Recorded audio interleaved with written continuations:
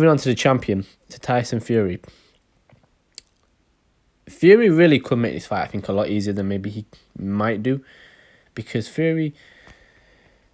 I feel like it's a lazy comparison to almost use the Chisora fight, but it's as good as, because Chisora and Dillian Whyte... Chisora is a bit stronger and it has that sort of intensity that I don't think Dillian Whyte has, but I think Dillian Whyte's actually a better boxer than Chisora and a bit more nimble, I would say.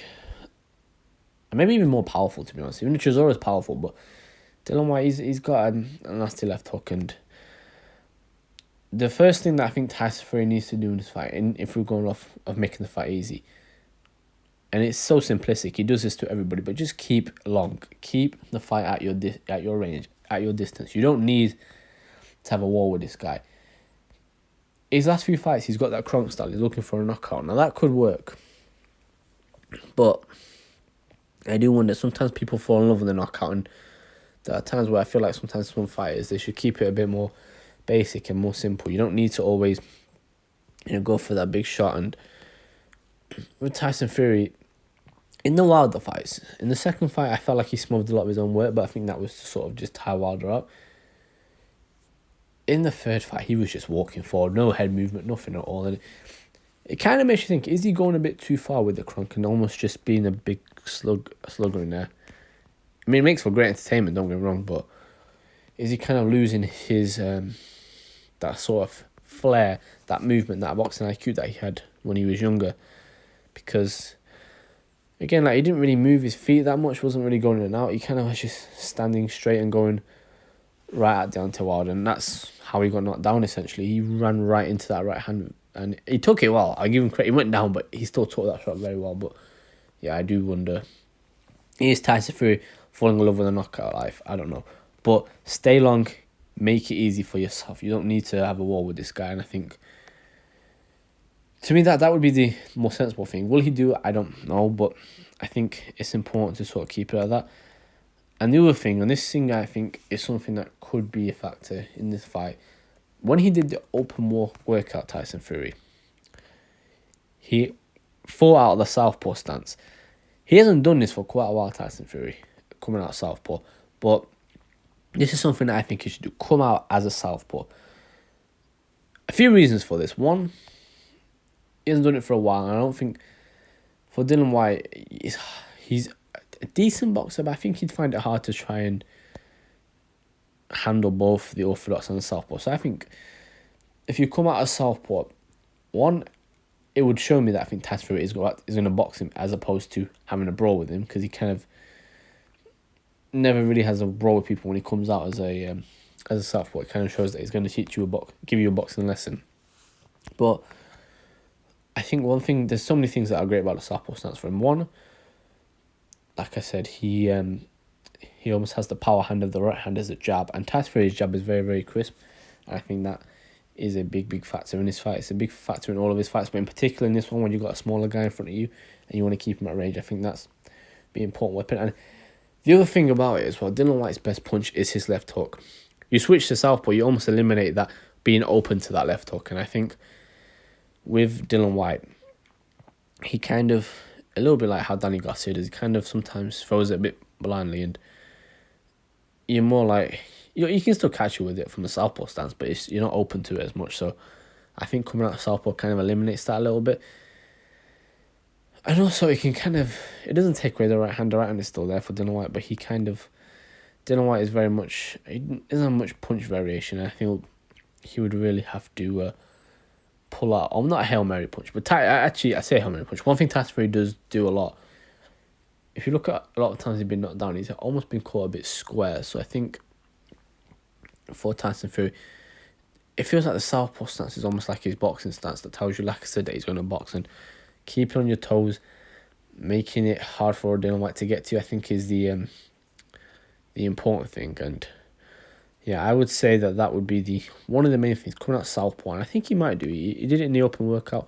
John Fury was talking about how great it was seeing him as a southpaw, talking about how great his skilled he is. So yeah, I think that would be the one thing that I'd watch out for. And the one thing that Tyson Fury should do, the third point that I'm going to make here today is, and to me, again, simplistic, but just box the guy. Don't have a fight with him. I know keeping it long, I said about keeping it long, and maybe you can flip that as him almost trying to box him, but to me, Tyson Fury, like I said, is he falling in love with that knockout life? I just have some fears.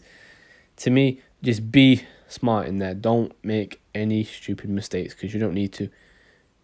Tyson Fury is a better boxer than Dana White. Is he a better fighter when it comes to scrapping? I'm not sure. He hasn't had many scraps. I mean, he had one in his career, Fury, and he did well, but he still got caught a few times. So you don't really want to, I think, take that chance again. And against Dylan White, I don't know if you want to take that risk.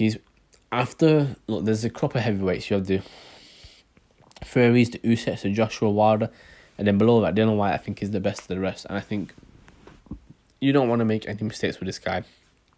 Joshua made a mistake in that fight and almost paid for it. So I think being smart and don't make any stupid mistakes, I think, is important. Don't come out too flat. Don't sort of just run straight at him. Come in at different angles, mix it up, change levels. Just do different things. I think with Fury, one of the good things he does is he always seems to fight the fight, or previously, he always used to do a good job of fighting the fight at his range, at his distance. And to me, I think this is the one thing that I feel like for Fury, he almost has got away from a little bit. He almost loves now to enter people's range. He doesn't stay on the outside as much as he used to. So, yeah, I would say for Fury, just fight smart. You don't need to come out and start swinging like a lunatic. I think using your feints as well is going to be important in this fight. I don't think for Dylan White he's a decent boxer, but I feel like Fury's feints are probably his best weapon, and I feel like that would be something that he really needs to exploit with Dylan White. And if you can get a reaction out of him, because you've got the reach advantage as well, I feel like that would really, really work in his benefit. And yeah, I just think for Fury in this fight,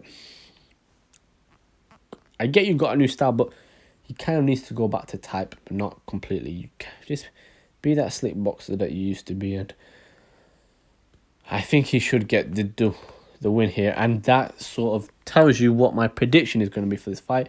A great fight, a very, not close, but an interesting fight nonetheless. But I do think Tyson Fury gets this one done by a decision. I don't see, like I said, unless he makes the stupid mistakes, that's the only way I see him losing this one. If he makes a mistake, if he gets sloppy, then I could see Dylan White knocking him out, truly. Because whilst he's got a good chin, Fury, he's been down now, what is it? Twice in a while, twice in 5, 6 times or something like that. So you don't want to kind of push your luck with that. And I feel like just be smart. Like I said, stay long, fight smart, and I think coming out southpaw, surprising him, giving him different looks, feints, I think he should get it done. But for Dylan White, he's got a very good chance in this fight. It's an interesting fight. For the heavyweight division, it's good. It's been stale for how long now, so we need some fights to keep moving. You've got Joshua Usyk supposedly coming soon, so that's an interesting one. But yeah, I think Tyson Fury, though, gets this one done. I think he retains the WBC belt.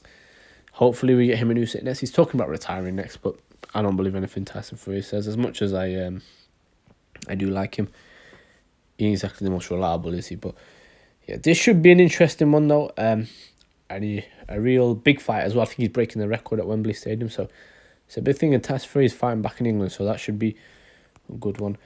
But yeah, just my thoughts on the Tyson Fury Dylan White fight. I think Fury gets it done, and yeah, until next time.